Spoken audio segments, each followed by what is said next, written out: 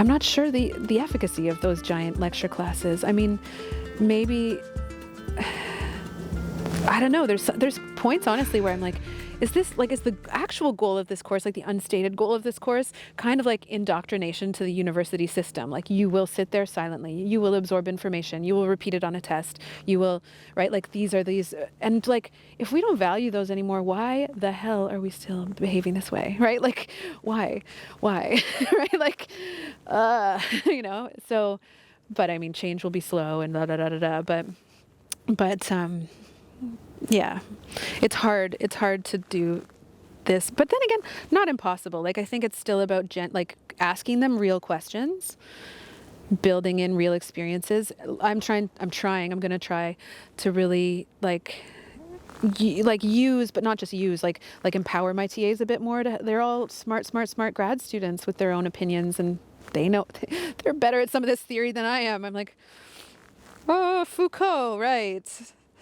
But, some of them, that's in their dissertation and it's a big part of it. So why not get them to be in that conversation where they've got a lot more nuance than I've got, even though, but it's hard because, yeah, I mean, the university is this hierarchy, right? Like, we're reminded all the time, we're paid very differently, we're titled very differently, right? So it's hard, it's hard to create equal systems when the system is itself unequal, or hierarchical, right? But then at the same time, there's many people who are here doing this not because of the fame and glory it brings.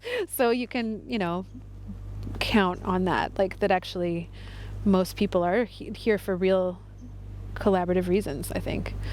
And you can find them to play with instead of worrying about the people who, for whatever reason, don't show up or don't want to show up to the things you're interested in. I think we just keep doing it. Yeah, I have hope right now.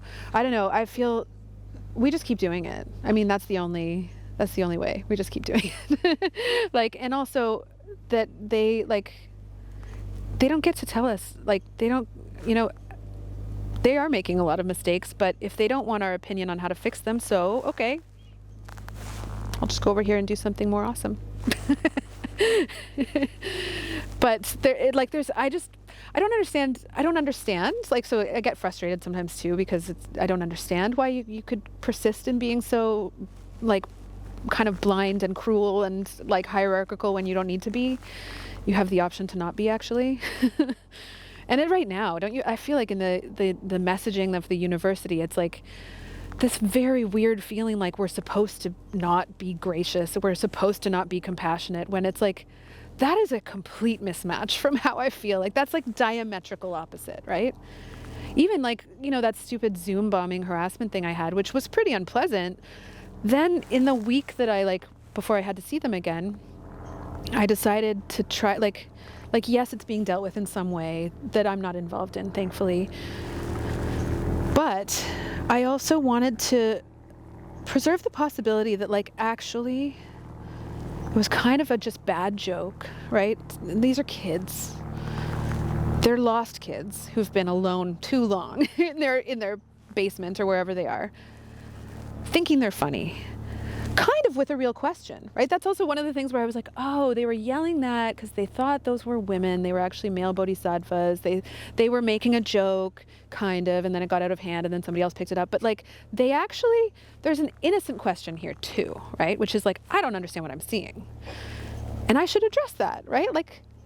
And I did. So I went back to class, and I did a little harassment. There's these many forms. I used some of Betsy's slides that she recommended, which were great, and I kind of modified them a bit. But I also thought, I don't want to not address it, because my class is 90% women, 90% girls, and I should say, yeah, that wasn't okay, and that something's going to happen about it, and if it ever happens again, we'll track them. And also, it was a big waste of all of your time.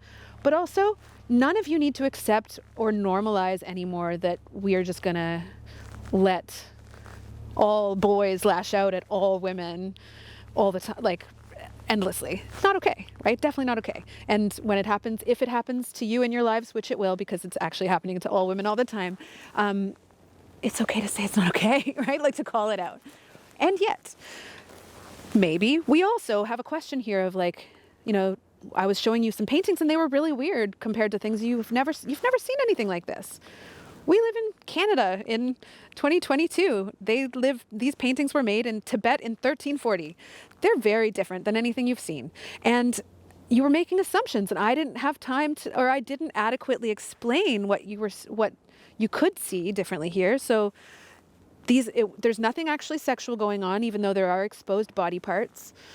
And so doesn't that say a lot about us that we read sexual intent or content or imply it into areas where it's not, but it's not. It's really not there. And here's what is there, right? And then they were totally interested and on board again too. Like and I feel like we did a good job of because I thought, those students could still be here, right? Like,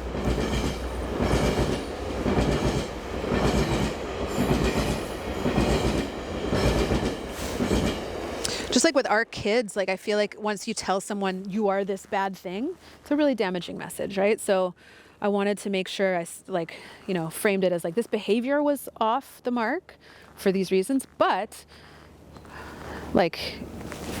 there are questions that might have been valid, so let's talk about those too. And then just sort of make it less, we don't need to have enemies. I don't need to have enemies in that group. And I don't want any student going away thinking, oh, she hates me now. She doesn't know it's me, but she hates me. I don't hate anybody, right? I don't, at least not them. No, I'm going to aim for nobody. It's not worth it. What a waste of our energy, right? So yeah, I think we have a choice and we should always be making ones to try to be nice.